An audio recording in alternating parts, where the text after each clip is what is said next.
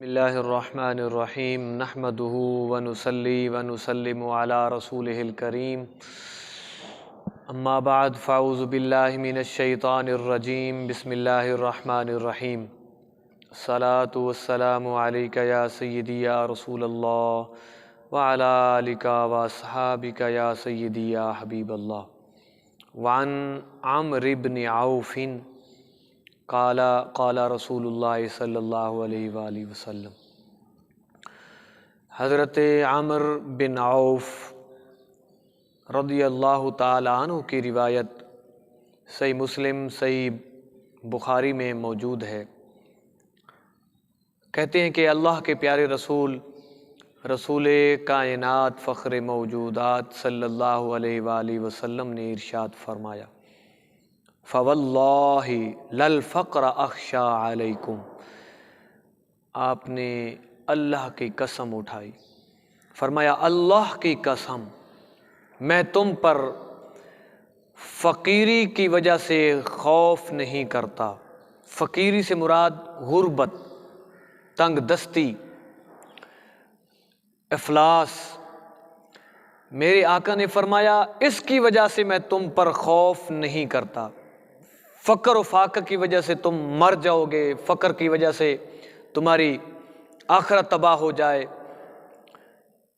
اس وجہ سے خوف نہیں کرتا۔ بندہ فقیری میں بھی وقت گزار لیتا ہے، جس کے پاس کچھ نہیں ہوتا۔ میرے آقا کے صحابہ کرام ایک ایک کھجور پر سارا دن گزارا کرتے اور جہاد بھی کرتے۔ نہیں تھی اتنی مال و دولت، لیکن فقر تھا، اس فقر کی وجہ سے وہ مر گئے تھے، نہیں مرے تھے۔ ایک ایک کھجور پر سارا دن گزارا بھی کرتے اور اللہ کی راہ میں جہاد بھی کرتے۔ تو فقیری ایسی نہیں کہ انسان کو معاذ اللہ اس کی آخرت تباہ کر دے۔ میرے آقا نے فرمایا اللہ کی قسم میں تم پر فقیری کی وجہ سے خوف نہیں کرتا، وَلَٰكِنْ أَخْشَىٰ عَلَيْكُمْ أَن تُبْسَطَ عَلَيْكُمُ الدُّنْيَا، لیکن میں تم پر خوف کرتا ہوں تو وہ دنیا کے مال کے پھیل جانے کی خوف کرتا ہوں، کہ تم پر مال کی وسعت ہو جائے گی، تم ساتا مال پھیل جائے گا، دنیا پھیل جائے گی، دنیا وسیع ہو جائے گی، مال و دولت کی وسعت ہوگی، اس وجہ سے میں تم پر خوف کرتا ہوں۔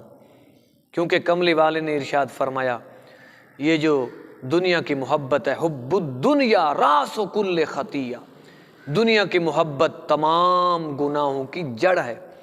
جب دنیا کی محبت آئے گی، مال و دولت کی وسعت ہوگی، انسان گناہوں میں مبتلا ہوگا۔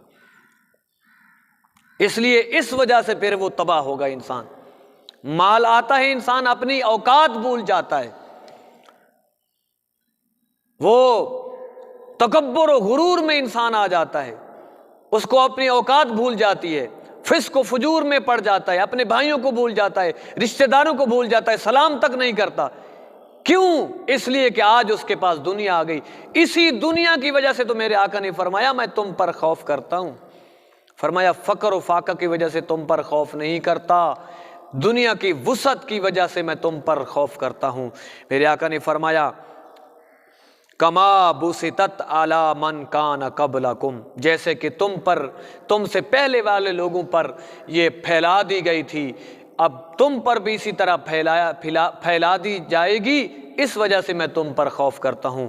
اور آگے فرمایا فتنافسوها، تم پھر اس میں رغبت کر جاؤ گے، کما تنافسوها، جیسے پہلے لوگ اس میں رغبت کر گئے تھے، وَتُهْلِكُكُمْ، اور پھر یہ تمہاری رغبت دنیا کی محبت تمہیں ہلاک کر دے گی، کما اہلکتہم، جیسے تم سے پہلے والے لوگوں کو اس نے ہلاک کر دیا۔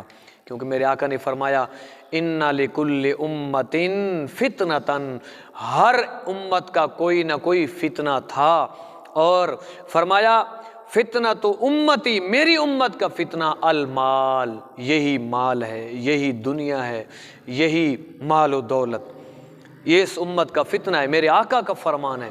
ہم اب اس فتنے میں مبتلا ہو چکے ہیں، دنیا کی ہرس، ہوس، لالچ ہمارے اندر اتنی آ گئی، ہم غریبوں کا خیال نہیں کرتے، اللہ کا حق ادا نہیں کرتے، زکوٰۃ نہیں دیتے، صدقہ و خیرات نہیں دیتے۔ کیوں نہیں دیتے؟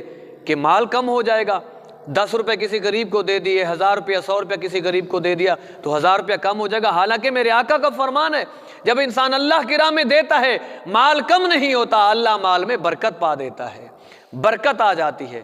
تو یہی وہ فتنہ ہے جس کا ذکر میرے آقا نے فرمایا یہ دنیا کی ہرس اور لالچ، یہ دنیا، یہ مال میری امت کا فتنہ ہے، اور امت اس فتنے میں مبتلا ہو گئی ہے۔ مال کی محبت میں نہ حلال دیکھتی ہے نہ حرام دیکھتی ہے، مال کی محبت کی وجہ سے سود بھی لے رہی ہے، رشوتیں بھی لے رہی ہے۔ یہی تو مال تھا جو ہمارے لیے فتنہ تھا، اور ہم اس فتنے میں مبتلا ہو گئے اور اپنے آپ کو، اپنے بچوں کو حرام کھلا پلا کے اپنی آخرت ہم تباہ کر رہے ہیں۔ یہی وہ فتنہ ہے، فرمایا جس کی وجہ سے مجھے تم پر خوف ہے کہ تم اپنی آخرت تباہ کر بیٹھو گے۔ اللہ تبارک و تعالی ہمیں دنیا کی محبت سے بچائے، اپنی آخرت سنوارنے کی توفیق عطا فرمائے۔